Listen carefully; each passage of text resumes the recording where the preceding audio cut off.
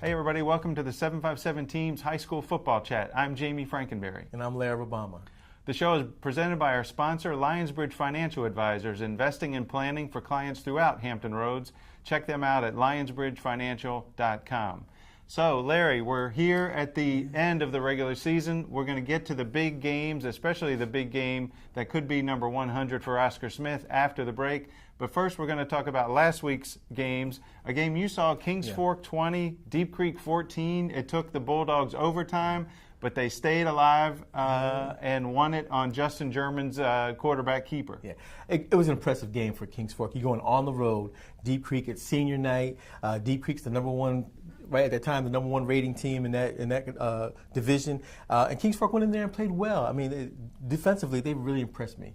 They did some things both in the secondary as well as on the line that I thought was going to help them when they get ready for the playoffs. And Deep Creek has nothing to hold their heads down. I mean, they played well. They shut down Darren Butts, the running back at Kings Fork, and they played well. And it was just one of those games you need as you get ready for the playoffs to be tested. Yeah, Darren Butts, who had led and still leads Southampton Roads in rushing, he only had 42 yards on the ground. So Justin German, the quarterback, they have some wide receiver, Sherrod Joe stepped up, and that offense showed a little bit of versatility. They really did. I liked also the play of wide receiver Bobby Boone. He's a guy who 2 times during the game, he dropped 1 touchdown pass, and another one, he dove and couldn't make the catch. But Scotty Littles, the coach at Kings Fork, went right back to him for that big play that ended up, it was a 70-something yard touchdown that ended up sending the game into overtime. And Justin German showed really good poise in the pocket. He ran when he needed to run. He threw when he needed to throw. Didn't try to do too much because we know several times he's had some interception problems. But this game, he really looked good, took command of the offense. And he did it without Butts. So, like I said, they shut down Butts, but German was able to lift him up. And I mean, it looked good. This is a good win before you get ready for the playoffs. Yeah, that's right. The Bulldogs heading into a big showdown this week. We'll get to that in a few minutes. Lansdowne stays unbeaten. They come off a bye. They showed no ill effects of taking a week off. They beat Tallwood 35-7. First time that they are unbeaten this late in the season since 2004-2005. Lansdowne keeps winning, Larry. They do. I was talking to quarterback Brent Stukes, and he said the one thing about it is, yes, he's playing well. Yes, the running backs are running well, but he says it all happens because of that offensive line. He couldn't get enough credit to the offensive line who've been blocking him, giving him time, opening up holes for him to be able to escape, as well as opening up holes for the running backs. And he says they've been the key to this season. Without them and them blocking and doing the things that they need to do and being consistent, you got to be consistent throughout. And I tell you, ever since I saw him play when they beat Ocean Lakes throughout this whole, I mean, they look really tough. And now they can take that number 1 seed throughout home field. I mean, that's going to be crucial for them. Yeah, in Class 6 Region A, L.J. Haskett, the running back, we haven't talked a lot about him. We've talked about Brent Stukes, Joe White, a lot of those guys. But L.J. Haskett had 155 yards on the ground.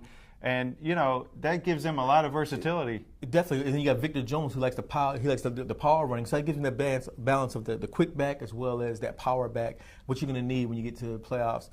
When it gets cold, you're going to be able to run the ball. And having those 2 guys is going to definitely help the Eagles. Yeah, another team out in the Beach District that is really hot. They are 9-1. That's the Ocean Lakes Dolphins. Joe Jones and his team have a week off heading into the playoffs, but Ocean Lakes looks like they're ready for the playoffs. They do. The only game that we saw them, that had a little, a mistake game was the game against Lansdowne, and Lansdowne had a lot to do with that. But I think now they're refocused, they're ready. Coach Joe Jones, he's been saying the whole time, look, this is committed, rejuvenated, redemption, all those different words he's been used throughout the season, and they look like it. They're ready to play. Yeah, Joe Jones is the coach at Ocean Lakes in his 2nd season. They beat Princess Anne. Princess Anne had won 4 in a row, but this was a big test for the Cavaliers. We'll see if they can bounce back. Now, the Dolphins are going to be at least 3rd in the region in Class 6 Region A, so they're set up for at least 1 home game, maybe 2 home games. Right. I mean, that's a good thing. And, all they got to do now is just keep winning. They're here. A lot of those players, this is what they wanted. They wanted to get to the tournament, get to the playoffs, have a good seed. They got it. Now they just get to roll after this. Yeah, so that's a little bit about last week. We're going to come back in just a minute and talk about the All-Tidewater Watch and a little game on Friday between Oscar Smith and Kings Fork. We'll be right back after this. You embody dedication, sacrifice, and commitment. You are an elite athlete. You know the difference superior coaching makes. Lionsbridge Financial Advisors is here to be your financial coach. We'll help you pack for your athletic journey by gathering a complete picture of where you are and where you want to go, and by working with other trusted professionals on your behalf. Okay, everybody, welcome back. We're going to start the second half of the show with our Abe Goldblatt All-Tidewater Watch. Last week we talked about running backs. This week we're going to talk about defense, and we got to start with the guys who were number 1 and number 2 in your rankings in the class of 2018. Number 1, an Ohio State commit from Bishop Sullivan Catholic. That's Taraja Mitchell, a linebacker. And number 2 is Keyshawn Artist, also a linebacker at Oscar Smith. Both of them are a beast. I mean, you look at what Mitchell has done against even those games that they lost against those ranked teams. He still has game. He played an incredible game. He's almost over 100 tackles this season, fumble returns, forced fumbles, interceptions. He can do it all. And no wonder that's why Ohio State wants him, and they got him now. So, I mean, he's just been phenomenal this season. Had an MVP-type caliber season. Yeah, Keyshawn Artist is not committed to a college. He's narrowed his list. He was number 2 on your recruiting rankings. Now, he has really played well for a defense that has dominated this season, the Tigers. He's the quarterback on defense. He does the things. He calls the line, calls that need to be done. He fills those gaps. A lot of times he's drawing 2 and 3 players to him, which allows his teammates to be able to either knock the ball down, put the pressure on the quarterback. So he's a distract, but he's also making his plays. I mean, he knows every game he's going to have at least 2 or 3 guys coming after him. He's still making the plays. Yeah, we talked about Ocean Lakes. On defense, they have a guy named Javon Becton. He's a lineman who's committed to Georgia. Now, he's a defensive lineman, but he's played a little bit on offense, hasn't he, last few weeks? Yeah, I know he scored 3 touchdowns on offense last week. The game when they played against Lansdowne, he had a reception for a touchdown, and he ran one in for a touchdown. So his versatility, I mean, he's a big guy who's very athletic and can do some things. And I look forward to seeing what he does when he gets into the next level in college. Yeah, he's committed to Georgia, and he has played really well for that Ocean Lakes team that's 9-1. Now, you saw a couple of guys last week worthy of some all-Tidewater consideration. Those are guys at Kings Fork and Deep Creek. I love Sam Dunn, defensive end, played really, really well. He had he deflected a pass and intercepted it to set up 1 touchdown. He was just active. The other thing I like about him, he also plays wide receiver. So he's got the speed, again, the athleticism, just like Becton. I like him. I also like Terrell Hart, a linebacker who's just really active, and he brings a lot of emotion to that team. And I can't forget I got to mention Trayshawn Mitchell, Taraja's little brother, that's right, who's also got several offers already, even though he's only a sophomore. I mean, here's a kid who's definitely going to be some big things, so I look forward to that. And then with Deep Creek, I mean, every game, you watch number 4, Antonio Turner. Every time I talk about Deep Creek and to the opposing coaches, they always mention that number 4. Big guy, athletic, can play linebacker or move to the defensive end. He's got some offers already, and I expect him to get a lot more by the time the end of the season comes. But he's one to watch out. Number 4, Deep Creek, can't miss him. Yeah, that's right. So now it's time to talk about the game of the week. Yeah. That's Oscar Smith at Kings Fork. Oscar Smith has only won 99 consecutive games in the Southeastern District.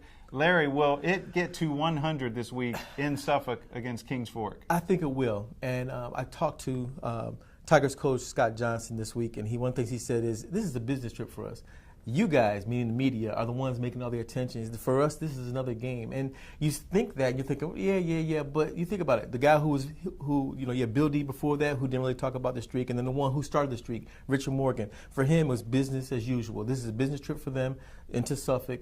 They're just trying to be 1-0 throughout the week. And the players talk about that. And you know these players don't want the streak to end with them. 100, that's a huge milestone. They want to finish it off. You talk to players like Kyle Thomas, the defensive lineman. He talks about the pride that they have in this streak. This is a huge game for them, but they also realize this game, they're trying to get the state title. And I think this game is one that they're ready for, and it's going to be a good one. Yeah, the Tigers are 32-0 against Suffolk teams during that streak. Kings Fork opened after the streak started, so the Bulldogs have never beaten Oscar Smith. But Kings Fork, they have some versatility. We talked about Darren Butts. They've got a good quarterback, some good receivers. So they're going to have to mix it up, I think, to make this streak end at 99. You can't be one-dimensional against Oscar Smith. If you're one-dimensional against Oscar Smith, they're going to destroy you. They're going to continue to pound you until you do something different. The key to this game, I think, is if Kings Fork is going to win this game, they have to be able to run the ball a little bit more with Darren Butts, and German has got to not make no mistakes, no interceptions. And you're talking about some very good defensive backs for Oscar Smith. If they can do that, they could pull off the upset, and it's going to be senior night for them, and a home game, final home game. They want the streak. They want to end the streak, and they've come close a couple of times before. So this is going to be a great game. I can't wait to watch it. It's going to be a good one. Yeah, it should be a really good one. On offense, Oscar Smith has some question marks in the backfield. D'Angelo White is injured. He suffered a knee injury last week. What's his status heading into Friday's game? As of today, right now, they're still waiting. He had some swelling. The swelling went down. He's feeling better with each day.